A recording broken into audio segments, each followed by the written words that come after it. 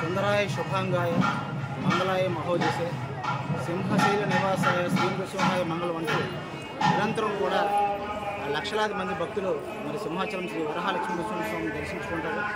మరి అందులో భాగంగానే ఆషాఢ పౌర్ణమిని పురస్కరించుకొని ఈ నెల 20న గిరి ప్రదక్షిణ ఉత్సవం అత్యంత వైభవంగా జరగనుంది. ప్రతి ఏటా సాంప్రదాయబద్ధంగా శాస్త్రోక్తంగా నిర్వహించే ఈ ఉత్సవాన్ని ఈ ఏడాది కూడా అత్యంత వైభవంగా నిర్వహించేందుకు ఆలయ వర్గాలు ఏర్పాట్లు పూర్తి చేశారు. మరి పురాణ ఇతిహాస కథనాల ప్రకారం గిరి ప్రదక్షిణకు అత్యంత ప్రాచుర్యం ఉంది. సింహం ఆకారంలో ఉన్న సింహగిరి చుట్టూ ప్రదక్షిణ చేస్తే మరి భక్తులకు సర్వ పాపాలు హరించుకుపోయి వారు కోరుకున్న కోరికలు నెరవేరుతాయని, అదేవిధంగా భోగభాగ్యాలు కలుగుతాయన్నది అప్పన్న భక్తకోటి ప్రగాఢ విశ్వాసం. అంతేకాకుండా మరి మరో కథ కూడా ప్రాచుర్యంలో ఉంది. సింహగిరి ప్రదక్షిణ చేస్తే భూఫల ప్రదక్షిణతో సమానం అంటారు. అంటే భూమండలం చుట్టూ కూడా ప్రదక్షిణ చేసినంత పుణ్యం లభిస్తుంది అన్నది పురాణ ఇతిహాస కథనం. అందుకు తగ్గట్లుగానే మరి గిరి ప్రదక్షిణకు రాష్ట్ర స్థాయి ఉత్సవంగా కూడా పేరు పొందింది. మరి మా చిన్ననాటి నుంచి కూడా ఇక్కడ గిరి ప్రదక్షిణలో పాల్గొంటూ వస్తున్నాను.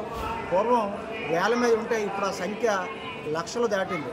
ప్రతి ఏటా కూడా లక్షల్లో భక్తుల సంఖ్య పెరుగుతూ వస్తుంది.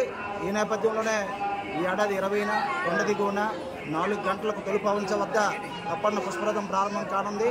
మరి భక్తులు కూడా తొలిపావంచ వద్ద టెంకాయ కొట్టి కాలినడకన గిరి ప్రదక్షిణ ప్రారంభిస్తారు. పాతడివరం, మురసర్లోవ, హనుమంతువాక, పాత వెంకోజీపాలెం చేరుకుని అక్కడ సముద్ర తీరంలో పుణ్య స్నానాలు ఆచరిస్తారు.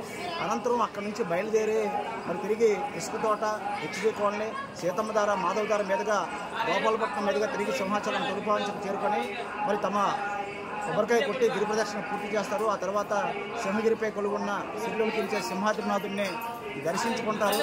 మరి గిరి ప్రదక్షిణకు అత్యధిక శాతం గ్రామీణ ప్రాంతాల నుంచి యువత కూడా పెద్ద ఎత్తున భాగస్వాములు అవుతూ వస్తుంది. మరి అటువంటి ఉత్సవం మరి క్రమేపీ కూడా భవిష్యత్తులో అతి పెద్ద ఉత్సవంగా రూపాంతరం చెందుతుంది. భారతదేశంలోనే సింహాచలం గిరి ప్రదక్షిణ అంటే అతి పెద్ద ఉత్సవంగా ఖ్యాతిని ఆర్జించనుంది. మరి జిల్లా అధికార యంత్రాంగం కూడా ఆలయ వర్గాలు ఈవో గారు కూడా ప్రతిష్టాత్మకంగా తీసుకుని మరి ఏర్పాట్లు చేస్తున్నారు. మరి అదేవిధంగా భీమిలి శాసనసభ్యులు గంటా శ్రీనివాసరావు గారు కూడా నిన్న సమీక్ష జరిపి భక్తులకు సకల సదుపాయాలు కల్పించాలని చెప్పేసి స్పష్టమైన సూచనలు ఇవ్వడం జరిగింది.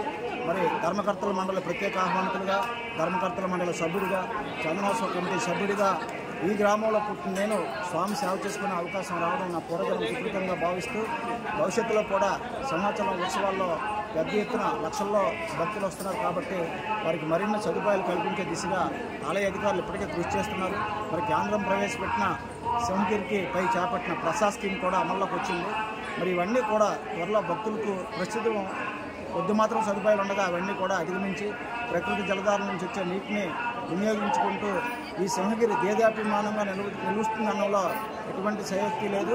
మరి అదేవిధంగా ఉగ్రం వీరం మహావిష్ణుం జ్వలంతం సర్వతోముఖం నృసింహం భీషణం భద్రం మృత్యు నమామ్యమం అంటూ నిరంతరం కూడా ఎవరైతే ఈ మంత్రాన్ని పఠిస్తారో వారికి అన్నీ కూడా ఆ సింహాద్రినాథుడు, ఆ వరహ నారసింహ స్వామి చూసుకుంటారని చెప్పేసి తెలియజేసుకుంటూ సెలవు తీసుకుంటున్నాం. గంట శ్రీనిబాబు, సింహాచలం దేవస్థానం పూర్వ ధర్మకర్తల మండలి సభ్యులు.